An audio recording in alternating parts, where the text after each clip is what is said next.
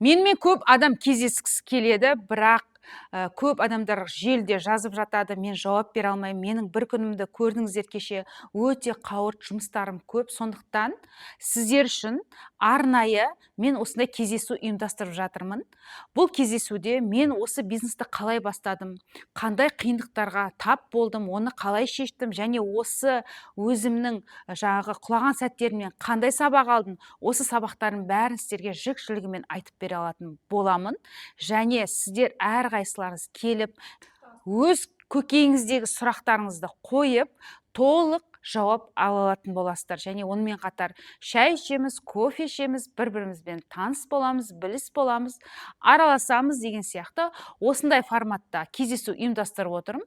Ендеше 25 сәуір күні сағат 11-де осы адресте мен сіздерді күтетін боламын. Орын саны шектеулі, ертерек жазылып алыңыздар.